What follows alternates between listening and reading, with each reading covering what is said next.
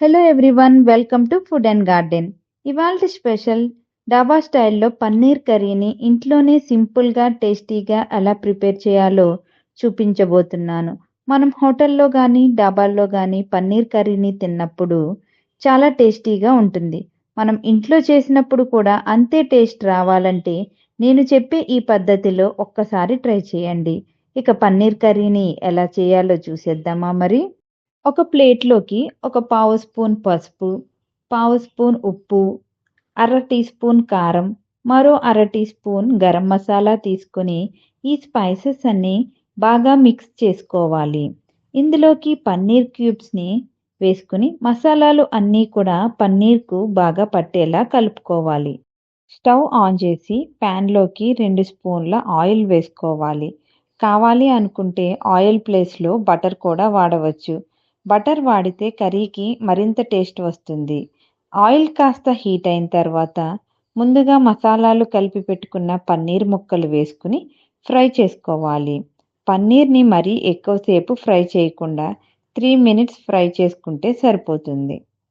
మసాలాలు పట్టించి పన్నీర్ని ఫ్రై చేయడం వలన మసాలా అంతా పన్నీర్కి బాగా పట్టి కర్రీకి మంచి టేస్ట్ వస్తుంది. అదే ప్యాన్లో మరో స్పూన్ ఆయిల్ వేసి కట్ చేసి పెట్టుకున్న 2 ఉల్లిపాయలు వేసుకోండి.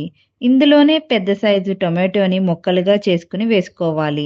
చిన్న అల్లం ముక్క, 5-6 వెల్లుల్లి రెబ్బలు, చిన్న దాల్చిన చెక్క, 4 లవంగాలు, 2 స్పూన్ల జీడిపప్పు వేసుకుని బాగా ఫ్రై చేసుకోవాలి. స్టవ్ని మీడియం ఫ్లేమ్లో పెట్టుకుని ఇవన్నీ కూడా బాగా ఫ్రై అయ్యేలాగా తిప్పుతూ ఫ్రై చేయాలి. ఉల్లిపాయలు, టొమాటోలు ఇలా కాస్త మెత్తబడ్డాక స్టవ్ని ఆఫ్ చేయాలి. ఇది అంతా బాగా చల్లారాక ఒక మిక్సీ జార్లోకి తీసుకుని మెత్తని పేస్ట్లా చేసుకోవాలి. అదే ప్యాన్లో 2 స్పూన్ల ఆయిల్ వేసుకోండి. ఆయిల్ కాస్త హీట్ అయ్యాక పావు టీ స్పూన్ పసుపు, 1 టీ స్పూన్ ఉప్పు, 1 టీ స్పూన్ కారం వేసుకోవాలి. ఆయిల్లో కారం కాస్త ఫ్రై చేసుకోవాలి. ఇందులోకి మనం ముందుగా గ్రైండ్ చేసుకున్న ఉల్లిపాయ, టొమాటో పేస్ట్ వేసుకుని స్టవ్ని లో ఫ్లేమ్లో పెట్టి ఫ్రై చేసుకోవాలి.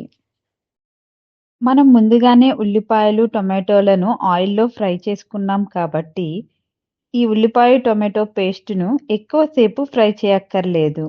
ఇలా ఆయిల్ కాస్త పైకి కనిపించాక దీనిలోకి గ్రేవీకి సరిపడా నీళ్లను వేసుకోవాలి. నేను ఇక్కడ అర గ్లాసు వరకు నీళ్లు తీసుకున్నాను. స్టవ్ని మీడియం ఫ్లేమ్లో పెట్టి గ్రేవీని బాగా మరిగించాలి. మీకు గ్రేవీ ఎక్కువ కావాలి అనుకుంటే కాస్త నీళ్లు ఎక్కువ యాడ్ చేసుకుంటే సరిపోతుంది.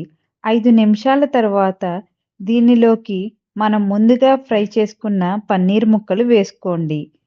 ఇప్పుడు గరిటెతో మెల్లగా కలుపుకొని మూత పెట్టుకుని 3 నిమిషాలు ఉడికించండి. 2-3 నిమిషాల తర్వాత మూత తీసి దీనిలోకి ఫ్రెష్ మేగడను వేసుకోండి. ఇది గ్రేవీకి మంచి టేస్ట్ ఇస్తుంది.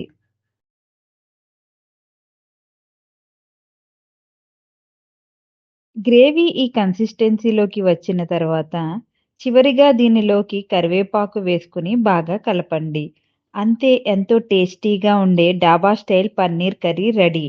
దీనిని చపాతీలోకి కానీ పులావ్, వైట్ రైస్ దేనిలోకైనా సూపర్గా ఉంటుంది.